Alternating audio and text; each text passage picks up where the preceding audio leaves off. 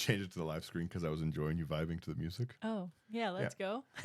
Welcome back to another episode of Lorebound Legends, a podcast where we go over and learn the lore. We're doing a take two, and I never take two.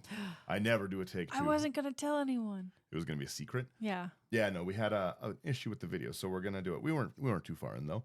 But again, I will ask, I'm Daniel. I'm one of your hosts. I'm joined, as always, with Kailyn. Kailyn, how are you? I am doing good. As I said, I had a very tasty dinner before we sat down to do this, and now I'm ready to go. Yawn free so far, so It's 30 seconds in. so far it's going good. And yeah, how about you? I'm doing pretty good. Again, we're recording on a later day than we normally do, but we come out on Wednesday, so I guess it kind of doesn't matter. We like to pre-record just over the weekend when we have a little bit of actual time. But yeah, We're busy little guys. yeah, we were busy. Now it's a secret. You'll never know what we were busy with because that was in the first recording. No, we're going to tell them.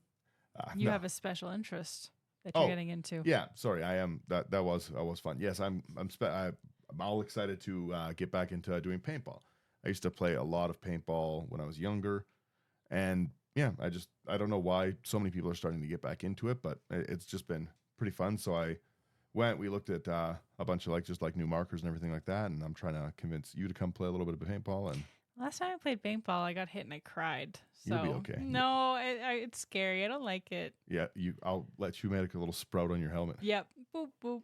Yeah, But then people try to shoot my sprout and then they'll wreck it and I'll Yeah, but cry then- harder. but if they try to shoot your sprout, then there's less of them trying to shoot you. So No, it's like what's the it's guy one with you. with the apple on his head? It's not gonna work. They're gonna kill me. I don't think the guy with an apple on his head has a name. Thought his name was William, but then I was gonna say William Afton, and then that's just Oh, Five Nights at Freddy's I'm lore. about to set you off. Yeah. One more thing, it's your birthday next week. Ha ha ha! Oh. I've announced it. Yes, that is why we're trying to get some of our recording stuff done a little bit early. Yes, we're doing some birthday stuff next weekend.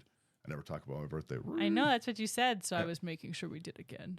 Yes, we are back into it. Like I said, we were only a minute or two into our recording, a little longer than that, but we were talking about the 6th book, The Prodigal Sorcerer. So, without further ado, right back into Prodigal Sorcerer. 6th book. It was released in October 12th of 95 by Harper Prism, written by Mark Sumner.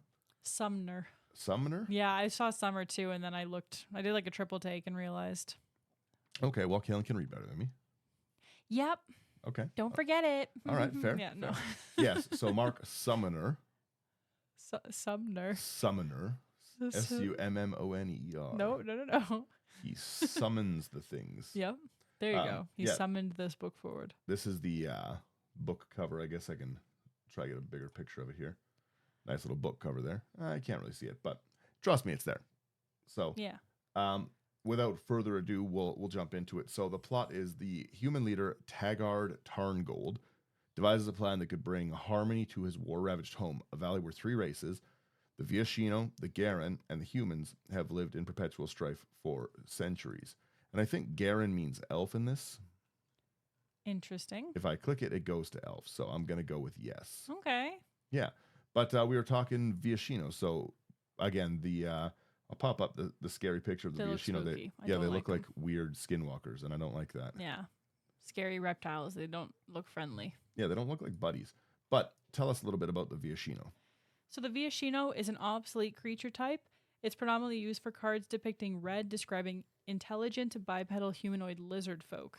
There's a lot going on. Yeah, They don't look intelligent. I'm just saying. And it's the reason it's obsolete is that they just stopped using.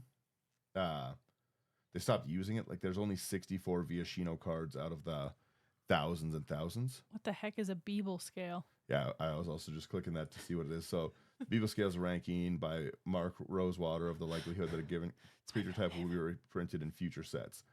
1 is very likely to 10 very unlikely. What? So, yeah, So I think it's a 3? yeah, they're at a 3. So maybe more Viashinos in the future.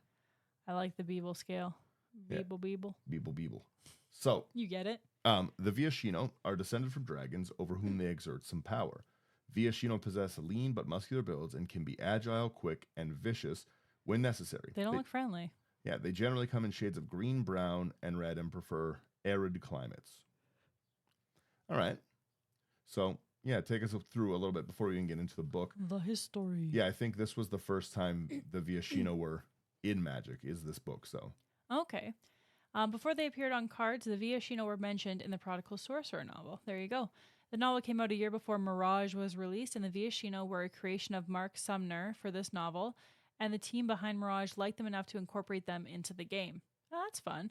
A likely prototype of them, the Viashin, appeared in Sumner's short story Storm Winter, published in Dragon Magazine number 163. Okay, so maybe these weren't a magic thing before, and then they became one? So, well, Viashino is like it is like a fantasy kind of, like it's a fantasy race, right? Yeah. So it's cool that it came from this book. That is one good thing about the book. This this is like a shorter book. We said it was 320 pages. We keep saying we said. There is no we said. You guys don't know it existed. For all you know, we're making up a previous episode. We also said that we have the best subscribers, and we like when they 5-star Well, us.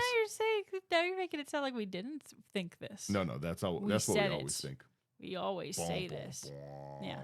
I also said that Daniel's going to buy me a Slurpee later. And he said, yes, of course. Hearsay?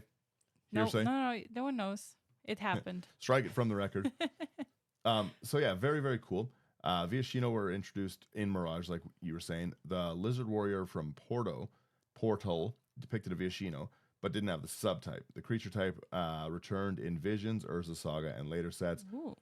Mark Rosewater's opinion is that it was a mistake to create the Viashino subtype for the lizard folk. Whoa. I don't think so. I think it's cool. And with the release of Laughing Jasper Flint, Lizard Rogue, and Outlaws Thunder Junction, it was revealed the Viashino creature type had been changed to lizard. Oh, interesting. Rosewater noted that creatures were still Viashino from a flavor standpoint. He expected previous Viashino to receive the lizard errata as well. Interesting. So I'll pop up the... They kind of just got rid of the Viashino, and then we're like, it's lizards. I like him. He's silly. Yeah, so if you see like here now it's a lizard rogue. It's a laughing like bearded dragon lizard. But I like them and as he's got fire hands. I don't like just lizard, right? Like yeah. I don't know. It seems like a weak change. The Viashino seemed like a cool thing. So well, as you said though too, the Garen or whatever looks to be an elf, so maybe they've also changed that subtype to just being elf. Maybe. It's all coming together. Yeah. It's pretty interesting as well that like there's such little story on some of these old books. True. That like the plot is human leader Taggart Tarngold, and there's not even like a secondary write-up. He's just a list of secondary characters. Funny, the main character in the book is like, you're kind of just secondary now. I think his daughter is the Oh, sorry, I'm banging. The main Talabeth Tarngold. Or Tally for short was the daughter of the human leader of the Valley of Tamexan on Dominaria. So again, this is another Dominaria book. She was Taggart Tarngold's only daughter. Her mother was killed by a Viashino, and she hates them. Racist. I was about to say creaturist, lizardist. Tally was a raiding party leader in Taggart's army and something of a tomboy to her supporters. She's described as attractive. Okay. Attractive little tomboy. With foreign curly hair to the Burmish people. Her soldiers were notably the ones from the Farsam Hold, her family's rural keep. She is illiterate but learns to read maps. Tally softens the Viashino after she learns more. So it's a story about friends again. Yes, the best kind of story. Yeah, we like a good friends. I love a little friend tale. So Taggart Tarngold, his daughter Tally, and his general Carolon climb up the mountain in the center of the valley of Tamexan to appeal for help from the Institute of Arcane Study. You're getting real loose with the name of this place. You said Tarmagazin. Yeah, it's basically. It's Tamagazin. Either way, she's a friend. Tamangazin. Tamabubu. The Valley of Tamagran. Summoner Tamagazin. Yeah, the Valley of Tamagranogazan is one of the most fertile lands on Otaria, the continent of Dominaria. It's home for human, Viashino, and the Garen elves. Okay. So the Valley of T-Dog is surrounded by the Mage Wall, a magical barrier which slackens any creature trying to cross it. What does that mean? I don't know.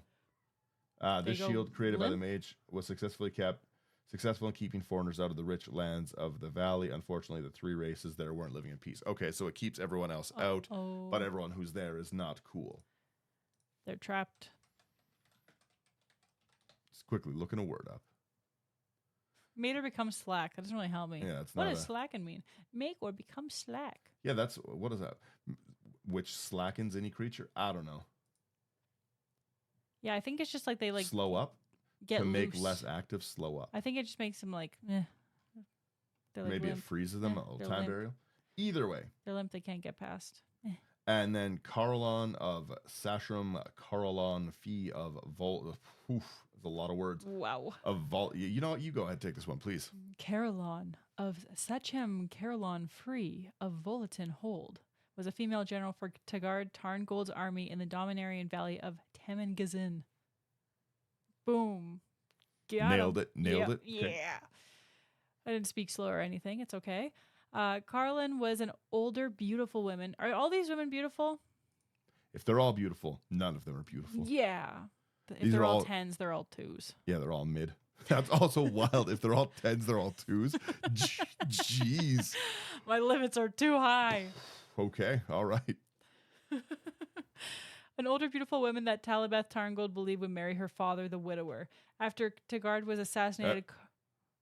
Let's Oh! apparently spoilers. Oh. Spoilers, yeah. Wasn't even thinking. I was just looking for big words that I could show my intellect with. You're just so happy you could Yeah. read. Yeah. Reading's hard. I'm not Tally. I don't read maps. I read words. Yeah. They seek the aid of a wizard to end the war that has been waged between the three races living in the valley. The human and the Garen elves have already united.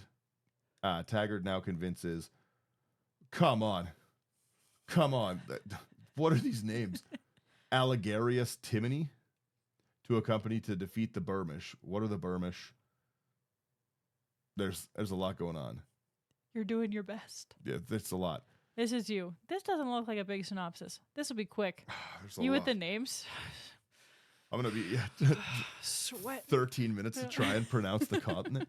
The northern subcontinent of Otaria on Dominaria. As such, it's located in Crosa. Okay, I get that.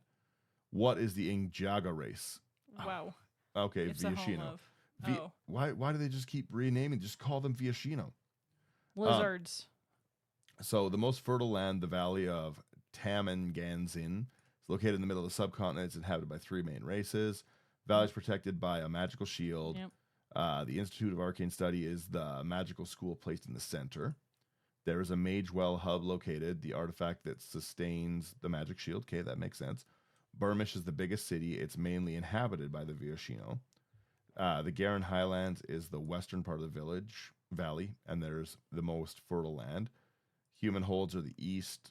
Ancestral, the Farson hold is the Tarngold place, and the Volith is the ancestor of the Carolon. It's all making sense now. Yeah. All right. Okay. All right. And who is this Allegaris? He does not look good in this photo. Oh, Allegaris, I think, is the card on Prodigal Sorcerer, the actual card. Yeah, Allegaris is featured in the 1995 The Prodigal Sorcerer by Mark Sumner. He's a white-bearded man on the cover, shown being recruited by the Sudar ambassador after he shaves and dresses in Sudar clothing. His description matches the original artwork of the card. The character was inspired by the flavor text for Prodigal Sorcerer, and his last name is the reference for the nickname Tim for this card. The story and character arc are also inspired by the Prodigal Son religious story trope. I thought it was going to be something like that. Prodigal son, prodigal sorcerer. So, occasionally a member of the Institute of Arcane Study acquires a taste for worldly pleasures. Seldom do they have trouble finding employment. That's the flavor text. That doesn't seem very inspiring at all.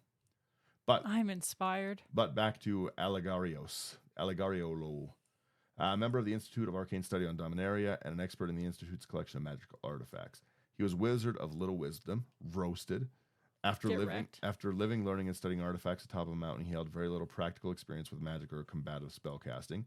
He was seduced by the county of Suberbod to aid them against the valley, whom he helped originally. All right, okay, we're figuring it all out. So please take us away now. We've got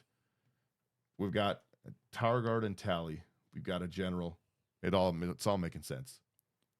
We're learning. Where even are we? I think right here. Okay, so Timney is convinced to accompany Taggart to defeat Baramish. Okay, that was where we were at. Mm-hmm. And Timney first is reluctant, as the Institute of Arcane Study rarely meddles in the valley below, but Taggart reasons that the Mage Wall was interference, and that this is for the betterment of the valley. So bored with 100 years of study, wow, these people live a long time, Timney agrees and uses magic to have the army sneak into the castle and take the city without bloodshed. All right. They say he's not smart, but that seems pretty good. The former city bay Lisolo is invited to sit on the city's council with Tegard, Tally, Caroline, and the Garen leader Raelgar. There's a lot of names. Mm-hmm. Caroline and Raelgar do not approve of a Viashano on the council. They're just straight up racist. Yeah. But Taggart believes it's necessary for the city's peace. The city boards tens of thousands, while the military might that took it is a mere 1,000. Ooh. Okay. Tally recruits the Garen elf Resin. Is that an actual character? No, secondary. To be her guide around Burmish. Resin, her mother Janin, and the aunt Gettin. Just so we're not confused. Gettin are exiles in Burmish and the only Garen in the city. Okay, so there's not very many elves. They operate a bakery and are well liked by the Viashino in the city. The Viashino seem like they're pretty chill. It seems like everyone's just mean to them. Yeah, seems like they're just kind of doing their thing. So Tally is reluctant to hire an elf. Wow, everyone's a little racist here. It's Tally. Tally's the problem. I thought Tally only didn't like the Viashino, but Tally just doesn't like everyone here.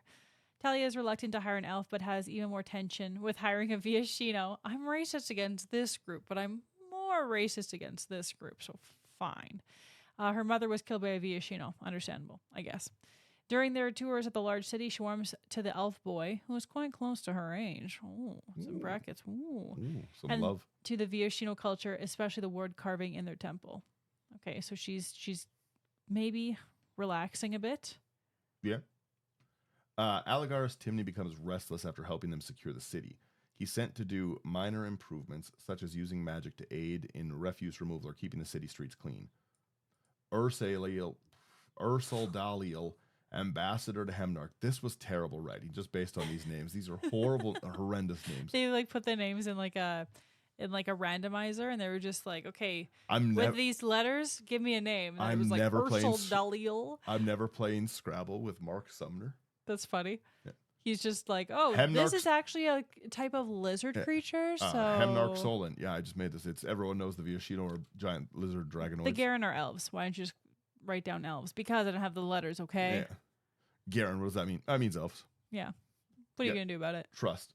Ursal Daliel, ambassador to Hemnarch Solon. Another character.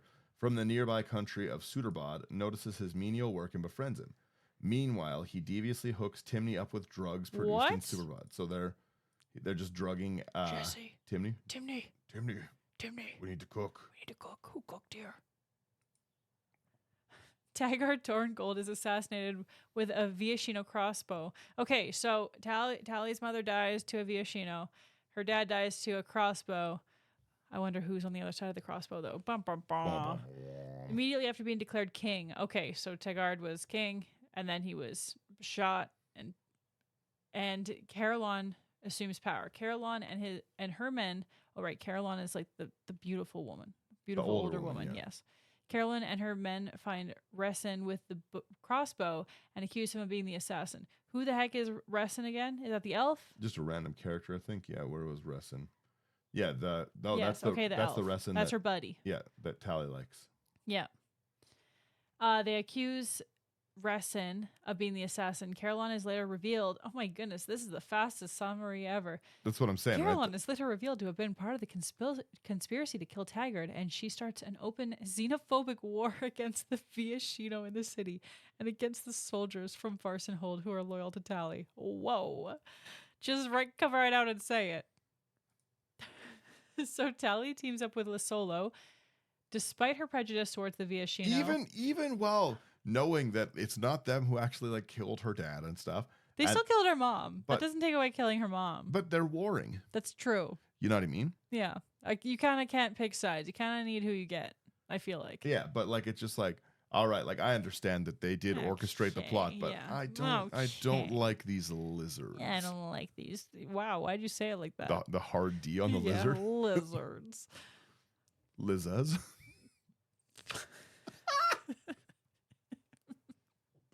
I make my jokes if I make my jokes. Sheesh, okay. Please. Okay, so despite her prejudice towards the Viashino, and eventually manages to defeat Caroline. During the fighting, Raelgar is killed. I don't remember who Raelgar is. This has been so fast. Raelgar is the Garen leader. Okay. Yeah, so elf leader. So the elf leader dies, and it is revealed that he has usurped Reston's mother's position as leader of the elves. What? So she has the position now? During the fight, Raelgar's killed, and it's revealed that he had usurped. So he was also conspiracy.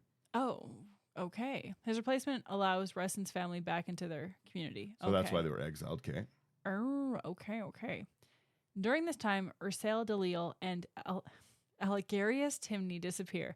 Tally learns that Timney has stolen the Magewall hub and has defected to the nation of Sutterbod. Are we looking at the Magewall hub? That's just the artifact that powers the Mage Wall. Was the magical shield that surrounded the valley, devised by the Institute. Whoever tried to cross the border could do so, but slowed down by a factor of at least 25. This is why we look. Yeah, the effect also increased with each person going through, effectively shutting out any foreign armies. The Mage Wall was self-sustaining enchantment, but it could be controlled by using an artifact called the Mage Well Hub, which is what he stole. Oh, okay. Okay, so he takes this little Mage Wall hub thing, and with the hub, Algarius can turn off the Mage Wall and enable the suitor to invade Temin Gizin. So they just get him addicted to crack, and then they're just like, let down the walls. We'll give you more drugs. And he's like, oh, please. Algarius, please. I need it, please. Okay, so Tally sends Kitrin. Do we know who Kitrin is? A secondary character? A young wizard from the Institute. Sorry. Okay. Yep. A young wizard from the Institute. I'm just wondering if we know who Kitrin is. Okay. Nope. No, again, like no details on the story. None of these characters have any meaning.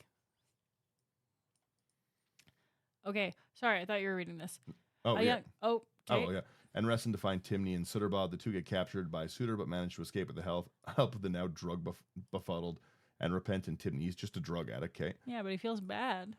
The Sudar army attacks with tens of thousands of Injaga, which again I think are the Viashino. Yes. Which again is... They just like to call them by different names. Injaga. The wild Injaga of Tamagazin are possibly related to the Viashino. They are twice as high as any human and have huge fangs and armored scales. Oh, so they are mega Viashino. Viashino on heroin. Big boars. So the first wave by the Sudar army attacking the Viashino is met with fierce resistance. The Injaga and humans both suffer heavy casualties. The humans retreat to see another wave of Injaga emerge. Just as a rout of Tally's forces is imminent, the returned Timney manages to restore the Mage Wall, and the advancing armies are stopped. The end of the summary. So let's before we even go into our other thing, there's a lot to process here. First off, these names are horrible, but this is another thing that has, like, in my opinion, nothing really to do with magic. They made one card, and then they have the Mage Wall hub. It's set, which is not a card? No. Oh, okay, well. Yeah. It's set in Dominaria. So at least it's on the plane, like they used a little bit of the world building. Yeah. But they even like pulled out, like, again, there's different, they named the Viashino creature type, so it's not something that existed in the story. They are calling the elves Garen elves. Yep. Right? It just it just seems like not a phenomenal magic story. Like I don't know what's your thoughts based on out of all the stories we've kind of gone over so far. I don't remember anything. At least I remembered the names of the last people in that book. Right? Yeah. So maybe that's too harsh, but yeah, it's a lot of names and it's not a lot of details and doesn't seem to be really magic related. Seems like they just kind of made their own thing. I'll read a little bit from our other favorite, the Multiverse in Review, which again I've got to reach out, and I think this is all written by someone named Squirrel. Is that correct? Yeah, but Squirtle. Posted by no. Squirtle. No. There's no T. It says Squirtle. I'm looking at it right now. I'm looking at it right now too. Which one of us did you say can read better? It does. It is Squirrel. There is no T there. It's all like right. Squirtle without the T. Squirrel. I'd love to have them on at some point. Okay, so let's get a little bit into this review as well. So we're in a place again, Tamgazan, that we don't know about. A valley that's protected from the outside world by the Mage Wall. The magical barrier makes you move in slow motion, so any invading army can be easily routed with a few archers. That's fair. Snipe them out. Yeah. People inside the valley are still waging war on each Do other. they die though. slow too? Like if you got hit and you were like dying, you're like, oh. Could you imagine how much worse it would be to get shot with an arrow, but the arrow's just going through you slower? Yeah, and you can like see it coming slower, but you're like, Yeah, you can't move. Like you're just like. Yeah. The video. You bleed out. Yeah. Like 75% as slow because it's only done 25. Well, I guess 25. Yeah, let me tell you, this doesn't hurt 25% slower. Yeah. Right? Yeah, it's just longer pain. Yeah. Please put me out of my misery. They shoot more arrows, but they're all slow towards you, and you're like, yeah, so the Institute of Arcane Studies, which put up the wall centuries ago, has sworn to not interfere in those wars. That seems irresponsible. Dumb. Yeah.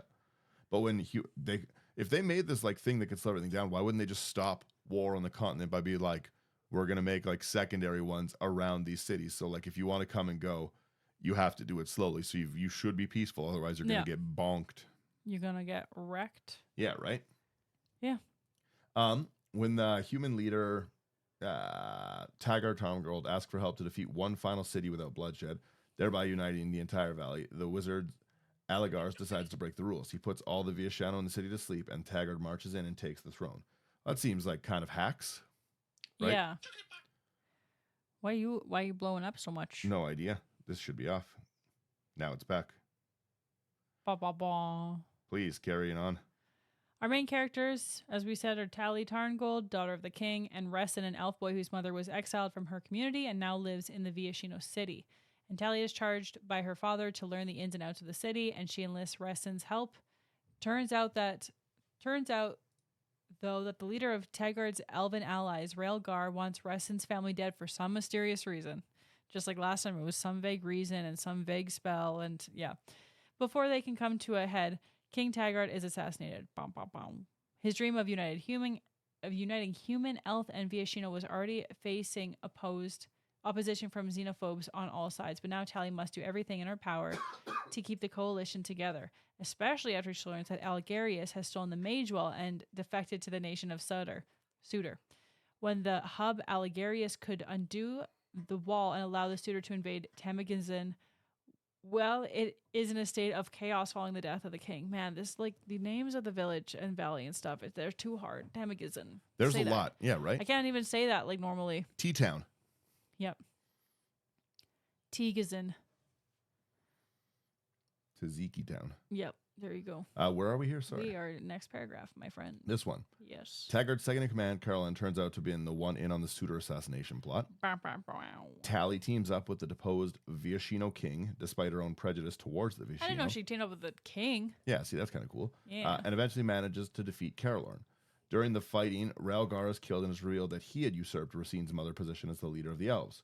So she was supposed to be leader of the elves, and then that's why he was trying to get rid of her and he stuff. banished her. Okay. Right?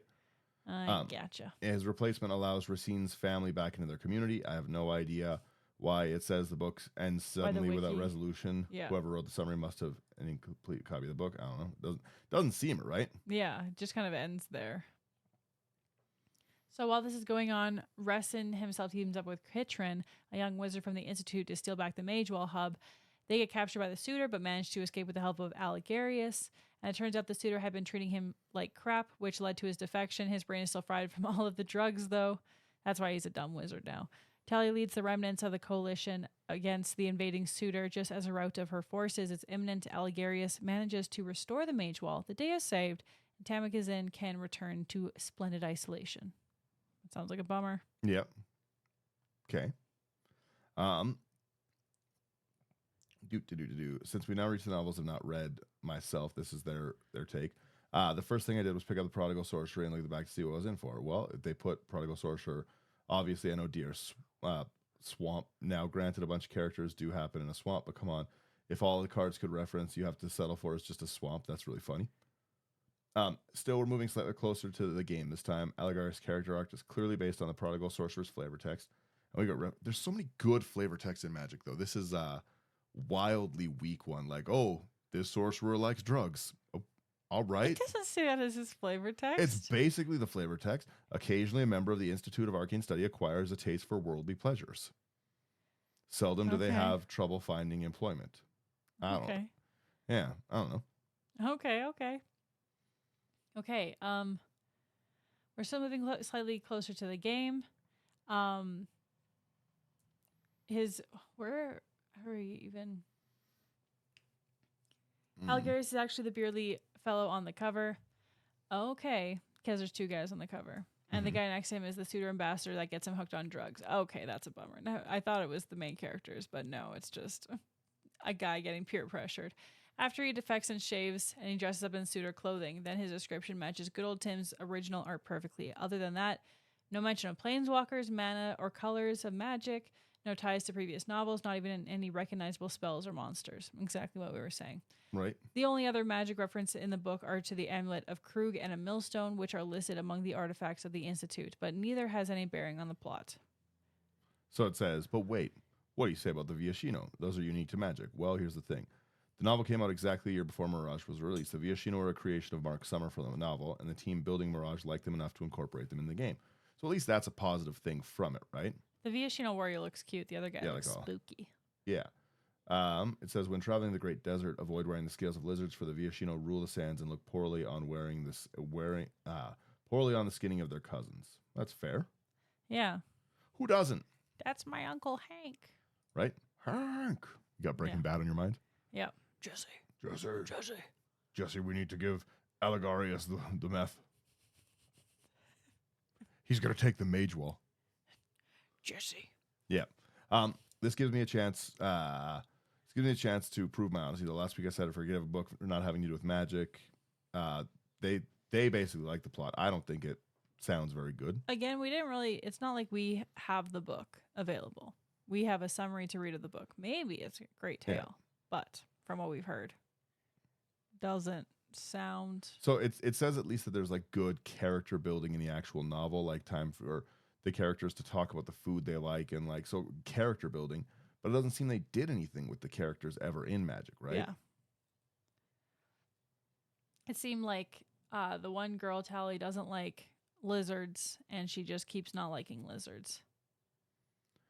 Yeah, so like they spend time like building it out, like Tally coming from a hill tribe, having to learn to read maps, shocked to discover that people inside the city don't wear swords all the time, and believes that bodies must be cut up after death to allow the spirit to escape to the afterlife. Whoa. A Viashino friend of Resin crazy. is fascinated that humans and elves live with their parents since the Viashino have some sort of communal society. Allegarius at first wants to leave Taggard's side because now the war's won. All he has to do is attend boring meetings, but at the same time he doesn't want to return to the austerity of the Institute after he's like tried all the foodstuffs in the city. I feel that. Yeah, it says I know a lot more about the personality of even minor characters than I did of main characters from Cursed Land, which fair. Cursed Land was a little wild, right? Yeah, Cursed Land was a little all over the place. Yeah. What I also like is the book subverts some common tropes. When Tally and Resin first meet, immediately both think to themselves that the other is quite attractive. I knew it. I was already rolling my eyes. Of course, the obligatory romance subplot, I sighed, but the mutual attraction went nowhere. What? That's worse, I feel like. It's less fun. Both characters are teenagers, so the attraction was just of them being balls of hormones like teenagers are. But a little more realistic, I think, right? Fair. Yes. Maybe they're too nervous to act on it. Another nice subversion happens when Tally is forced to deal with Raelgar's plan to kill Resin's family.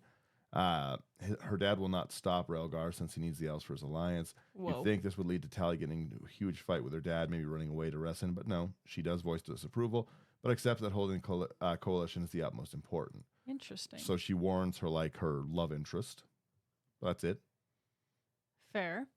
The book is not entirely without faults. There are two pretty big coincidences that I think could have been handled better. Tally is happening to ask for help from the son of the deposed leader of the elves her dad had allied himself with is a bit much, as is Resin going to the coronation of Taggard and just happening to pick the same building as the assassination. And what I could really have done without is the Suitor King's depiction. Yeah, I would skip, yeah. So basically a Baron Holder, yeah. When I mentioned it, he's just kind of an over sexualized person. Okay, yeah. Okay, yeah. So now we have some trivia. So the book gives us pretty cool. I love trivia and facts. Not always fun. I understand. Sometimes, yeah. Give us a new fun fact. You got nothing on the top of your head. Nothing. Cows can't walk downstairs. That is a fun fact. Yeah, you can get them upstairs. They can walk upstairs, but then they can't walk down. I don't know who figured that out, but someone did, and now we know. Well, what do you do then? Build a slide? I feel like you have to carry them down. No, because I don't think they can carry them down? Yeah, like a piano? Yeah. Like you're getting a piano out of a house. That's the sound of a piano falling down the stairs, and maybe a cow.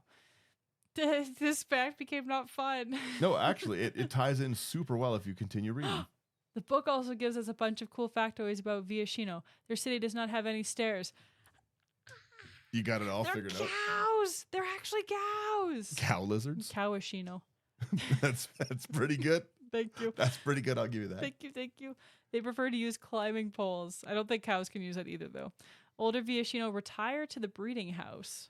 Okay. And they don't know their own gender until they reach maturity, but they do identify as he or she before that. I think all this applies to the Temagazin Viashino, but it would be cool to have some canon for all of them. Interesting. So it talks a little bit about the Garen elves. Garen elves are distinct from the other elves in Magic. They're shorter than humans, have eyes without irises or pupils that change color depending on emotions, little mood ring eyes. That's Then funny. there's the Injaga. They're not described in much detail. Apparently, they look like a bit like the Viashino, only they're twice as high as any human, have fangs and armored scales. Creative must have not thought them cool enough since they never made them into the card game. They're too similar to the other ones we don't really care for anyway. Yeah, though the plane's never mentioned, we know it happens on Dominaria as its twin moons are seen. Here they're simply called the Little Moon and the Great Moon. So that's how we know it. That's cool. Yeah. Again, this book has like nothing. Like this is our shortest episode by like a long amount, but there's just nothing else to the book. Oh my goodness. Yeah, right. Like maybe we'll do another maybe we'll jump into the next book and do like a bonus one because that's just a so short one. Like not right now. We'll do it like another time this week maybe. But yeah, that's a really, really short book this time. Like not much like they were saying, right? I think the summary maybe was also a bit short. Like maybe the book was still the length of the other ones, but whoever wrote it was just like, I don't really have anything to say here. I don't know. Even with our review site that we like to look at, there's still it still just leaves a lot lacking. I know that they said they spent a lot of time building the characters up. Yeah, but in a summary, it's not going to be like Tally likes to eat Viashino legs. But like that world building would have been really, really interesting had they been cool legendary cards you could build around or like actually represented in the game, right? Instead of things that are just thrown off because yeah, because they're all sort of just like side characters and a subplot that just doesn't exist. Like the Mage Well would be like really, really fun to have as a card and stuff. But again, even that doesn't really come through as magic. There was nothing magic about the story. There was no mana. Nothing magical. No real spells. Like we had a crackhead. That's really magic. This story was basically just like a crackhead helps. Oh, that's why it's the prodigal son, because he came back after he stole the stuff and he was addicted to the worldly pleasures, and then he came back. Yeah, repented for his sins. Basically, this whole story is just like a crackhead helps a bunch of racists to try like eradicate the lizard people. Oh, that sounds like a horrible story when you say it like that. But that's the gist. Sounds like the gist, right? Like it's a bunch of murder, a bunch of like I don't trust these people. Ew. Get these people out of here. Yeah, it just assassinations of fathers and kings and mothers and oh goodness gracious. I've never said that in my life. This book has made me say this. Goodness gracious. Goodness gracious, clutching my pearls. Yeah, you've got those old-timey exclamations now. Good heavens. Oh, good heavens. Ooh. Yeah, no, it doesn't seem like a great book. That's my review. Just wrecked. Sorry, Mark Sumner. Again, it's cool the Viashino, but again, knowing that they're wrecking the Viashino creature type to just be lizard. Yeah. You got to find those 64 cards. Yeah, right. Well, those 64 cards are going to get errated into lizard, so they're not even. You can't even get those bad boys. We've also changed dragon to sky lizard. No. They skin the Viashino and make them lizards. They don't like that very much. Yeah, it just, like I said, the book doesn't seem to have too much bearing on the story. Again, we're learning the lore as it goes. They can't all be bangers. Exactly. This is also sometimes there's going to be a shorter book. Not everyone writes a big book. There's good episodes. You know what? Let's see. While we're here, let's go back into the Chronicles. There's Chronicles. We'll read at least Narnia. one. Not of Narnia. That's our next lore. That would actually be good lore. I haven't read the Chronicles of Narnia stuff in a long time. I haven't either. I think I got to the last book. The Prince Caspian was the most boring one. Yawn, snooze fest. That's really funny. Let me go to. Let's see if I can find this. I will vamp. I still don't think you know what vamping is. Is it working? Are you entertained? Are you not entertained? I'm gonna put it over to your camera. Okay, 1 second. No, here. No, cut that out. Okay, so record scratch. Yeah, Tapestries is one of the 2 pre-religious magic anthologies. So it's got a few stories. We'll man, these are even shorter. You want to read really short, quick ones?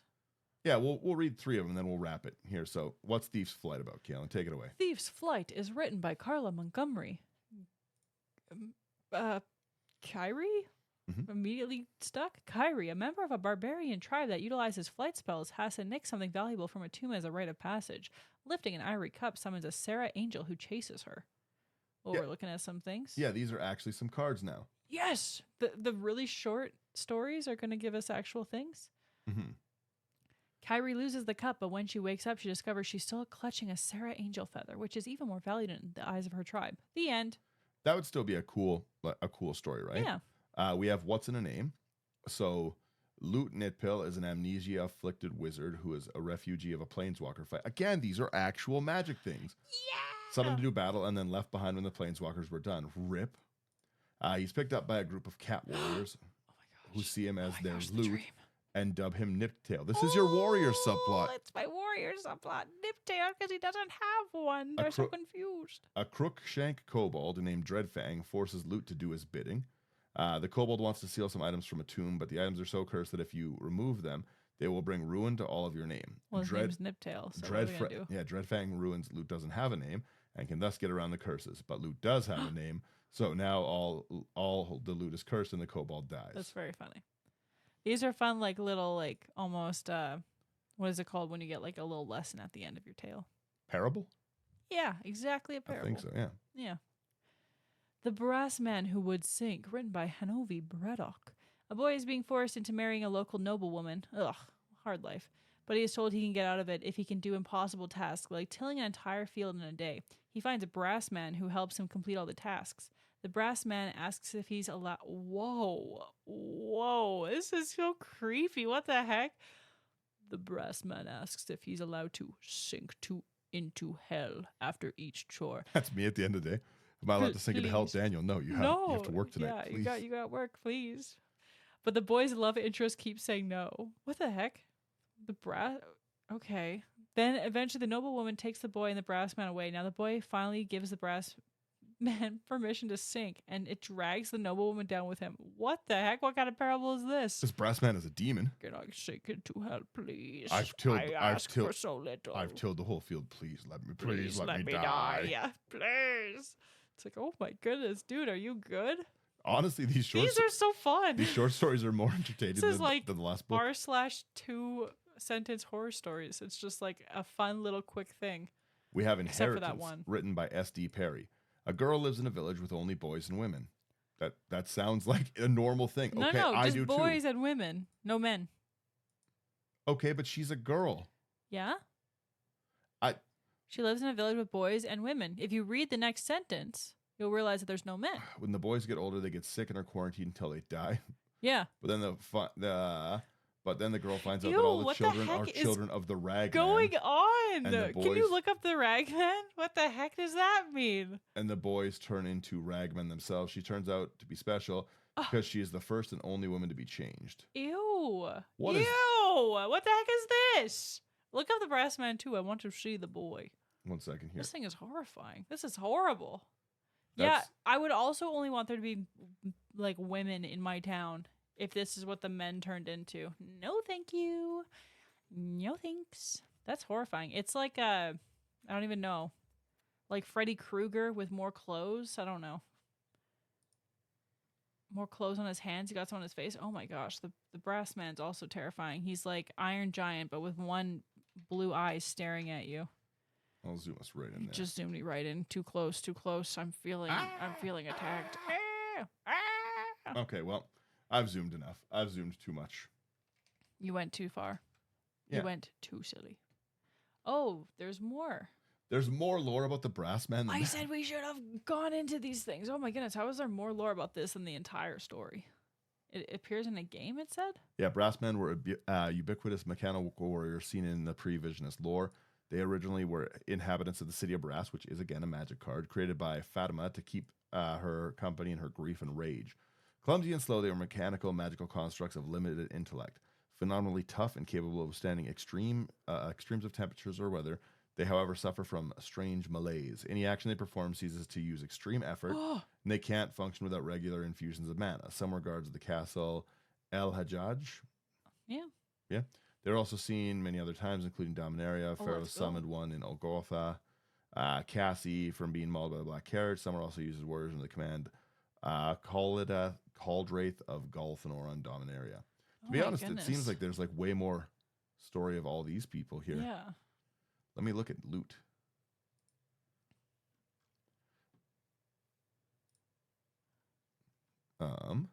It said he had amnesia. Look at this What thing. the heck? There's so much on this guy. Okay, well, we'll finish by reading about loot. He was still dazed and is this? Did you go all the way to the top? Yeah. No, go farther. Yes. He's an amnesia-afflicted warrior with black hair and green eyes and sharp cheekbones. Got that. He's mewing. Got that jawline. Yeah, he's mewing. He was a refugee of a planeswalker fight, summoned to do battle, and then left behind when the planeswalkers were done. That seems like pretty not Rip. cool of the old Yeah. planeswalkers. Yeah, right?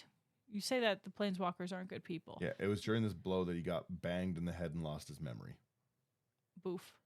Yeah, he was still dazed and confused when. Yeah, You know what? You take these ones, please. Kirao Grenmu, Kiani, a Sukarivian cat warrior tribe found him. Kirao Grenmu was a cat warrior of the Kiani tribe. Okay. Yeah, she You know found what? she Yeah. found Loot Niptail. Found, okay, yeah. Boom.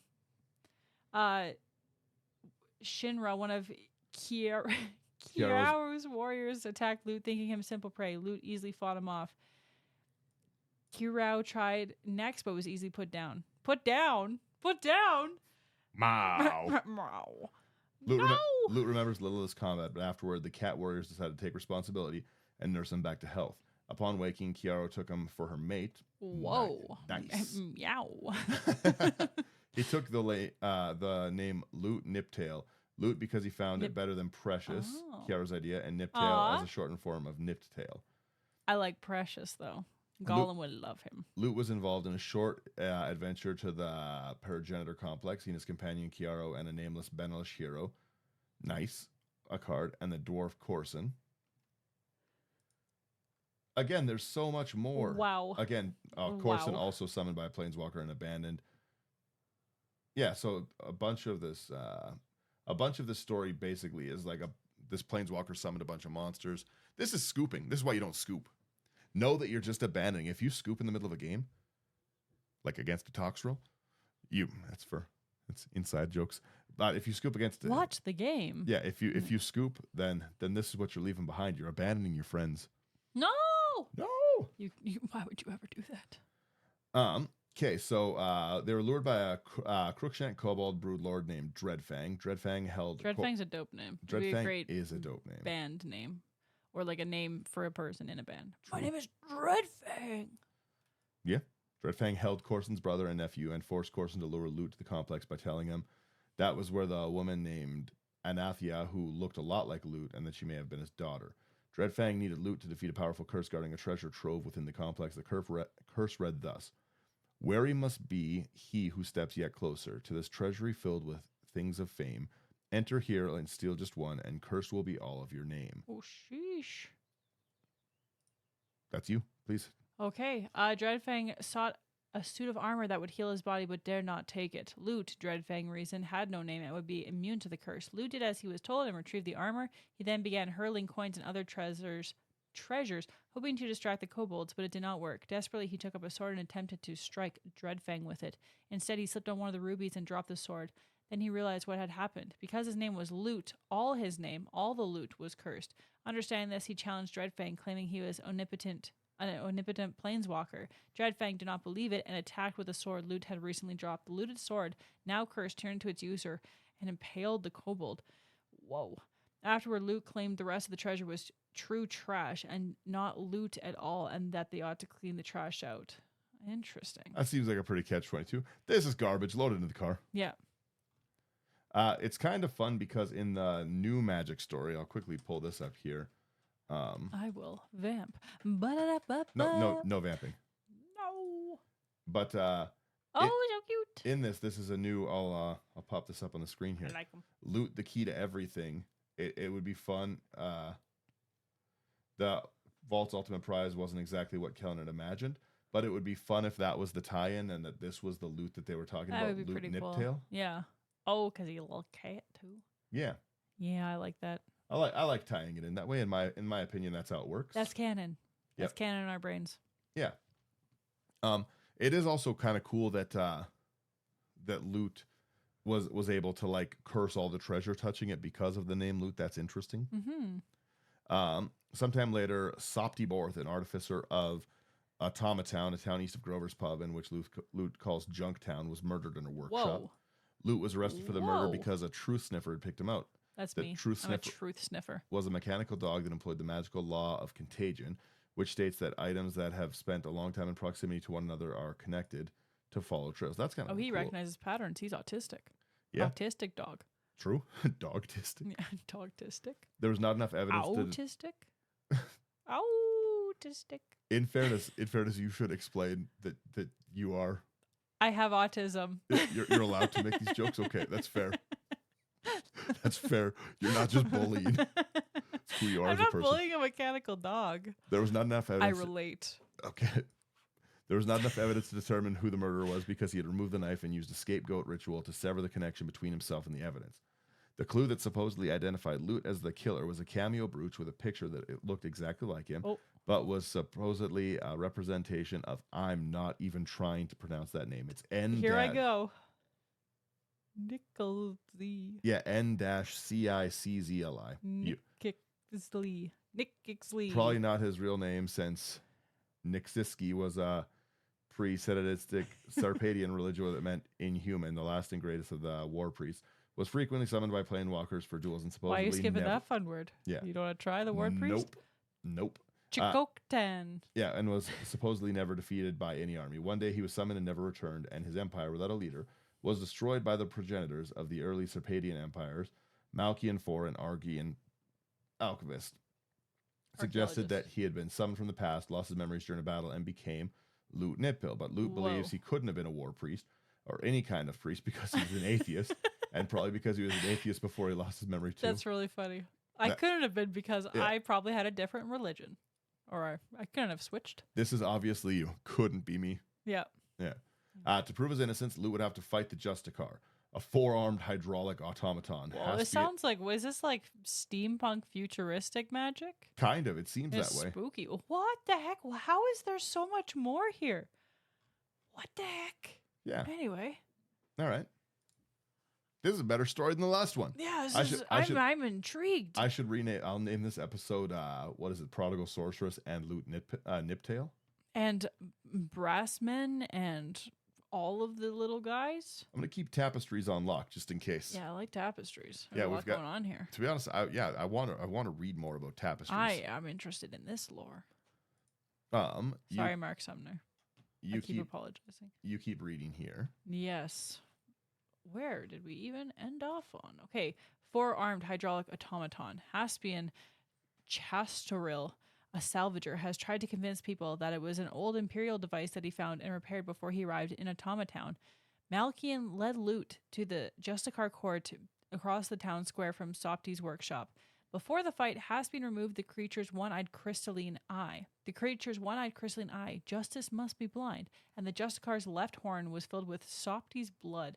So the who's Sopti again? Okay, Sopti, right, the murdered person. And the right was filled with loots. He then replaced the eye with the brooch. Malkian ordered the machine to seek the guilty, and it came up from the throne and tried to embrace Loot with its sharp claws. Sheesh. Loot ducked, but but was hit on the shoulder by one of the arms and rolled towards Malkian. The Justicar, though blinded, was still able to follow Loot. He realized that the automaton could not be tracking him by sound and knew where he was because he'd been standing in one place long enough for the dirt and air to absorb his essence. All right, that's wild. He could have dodged the Justicar for the rest of the trial, but he instead jumped off its throne and slammed his feet into the creature's back, propelling it forward into a wall. Sheesh. After it stumbled back and fell forward, Loot slapped his hand over the cameo, invoked one of the few psychometric spells he knew. The vision from the point of view from the cameo was one from after Sopti's death, because the scapegoat ritual from the murderer had performed and told him nothing about the identity of the killer. He then looked at the Justicar's impressions. He learned that it was not pre-dynastic and was in fact only 12 years old. Loot saw Kiario, who had returned from the eastern mountains after making sacrifices to Lord Windgrace. There we go. It ties into real people. On the edge of the wall, ready to leap into the court and fight the Justicar herself if Loot gave her leave. Aw, they're in love. Yeah, he instead tossed the cameo. I won't question the cat human. He instead tossed the cameo to her and told her to get him the one who did not hunt mammoths with them. She went for Haspin, who stood up and held the Justicar's eyes over her own right eye, ordering it to kill the cat. No! It headed toward her. Cat is not knives. Headed toward her, but Malkian heaved a ladder at it. That's mean. That seems mean. Tangling the automaton and snapping off one of its arms. It's got 3. It's okay. After it had hauled itself over the wall, Loot slapped it on the back and used a spell to freeze its hydraulic fluid. I would have started with that. Yeah. Right? This seems best. Yeah, he kicked off the automaton's back and it landed on... This is like him doing capoeira. He's just dancing. He's spending a lot of time dancing around this fight. A lot of off-the-wall kick in the back. It's like, yeah, gotcha. Yeah. Right? Kicked off the automaton's back and it landed on Haspian, who Kiaro had tossed in the court, fracturing its ribs. Why does the robot have ribs? I don't know. What? No. Landed on Haspian. Haspian's the person that they think killed because they weren't with them on a buffalo hunt, a werewolf, mammoth hunt. Something. Who knows? So Haspian was tossed into the courtyard and his ribs were fractured, not the automaton. Okay.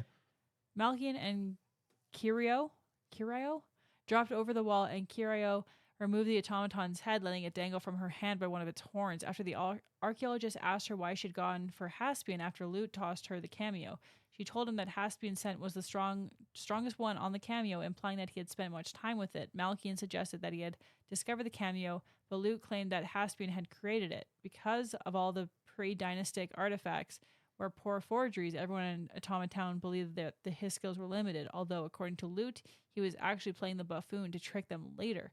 He actually had an entire trove of the more realistic forgeries. He put Loot's image on the cameo to distract Sopti. He wanted her to authenticate it as Chokten, which was the warrior army or whatever.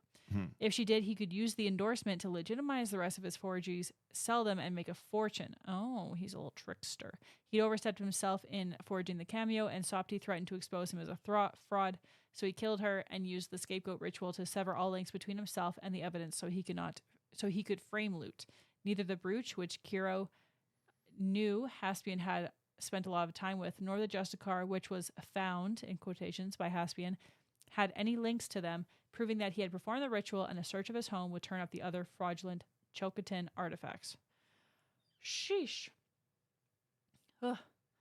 Loot told Kiro that they could mount the Justicar's head on Grover's wall. All right. Is Grover the mechanical dog? My best friend. And tell lies about how they got it. Kiro said they did not need lies, but Lou replied, "Oh, but we do. I don't think anyone would believe I froze it to death on a hot sunny day, all to prove a man was a murderer based on insufficient evidence of his guilt, including his failure to hunt mammoths with us last year." All right, we got there. Look at that. That was like the whole story in a summary. That was more entertaining than the book. Sorry, Mark Sumner. Yeah, it's I don't have much to say. I wish that Loot Niptail was like actually depicted. That'd be nice. It said he had piercing eyes or something. Yeah, Loot was supposed to be a amnesia afflicted wizard, so I don't think it could be the little Loot creature, but I like to dream. Yeah, you can dream he's a little wizard creature. Let's see. Again, it would be very cool if some of these cards were actually put into the story at some point, because this sounds like fun lore. Yeah, I agree.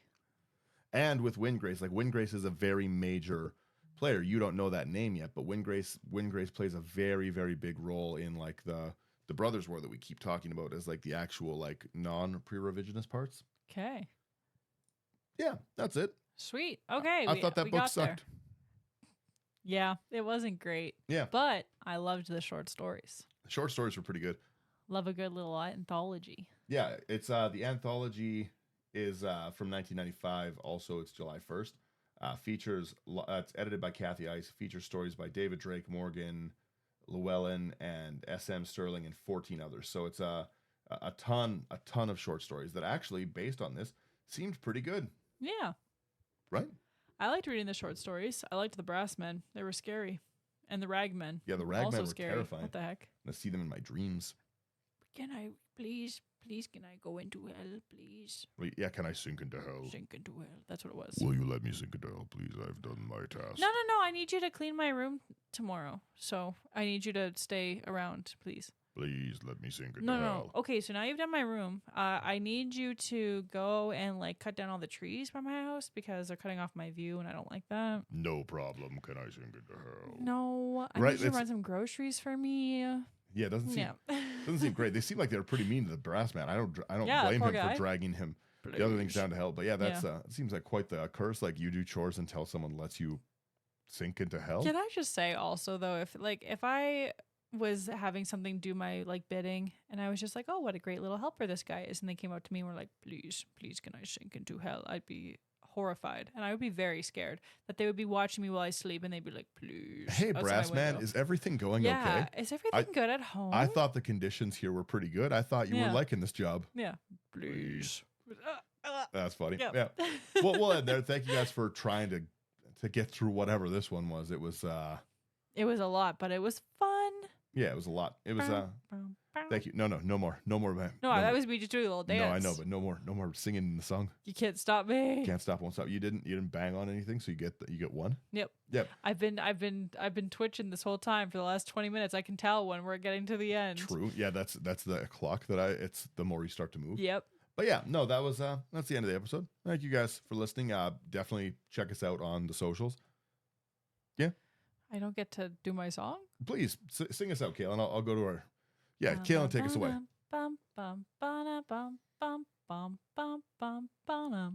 Sink into hell.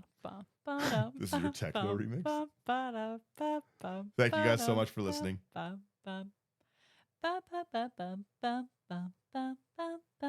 This was my worst song yet. This is your sinking into hell song. It's rather chipper. Yes, thank you guys very much. Podcast is available everywhere that you listen. It's on YouTube. Definitely check it out. I do really appreciate everyone listening and again getting through whatever this one was. This one wasn't a great story. I'm so sorry to everyone who had to suffer through it with us. I feel like I learned nothing. We learned more in the it's short you know stories. what? I'm still on that outro screen. It's back to us now. We're here still. Okay, now bye bye. Now I fade out with Kailyn's. Yep.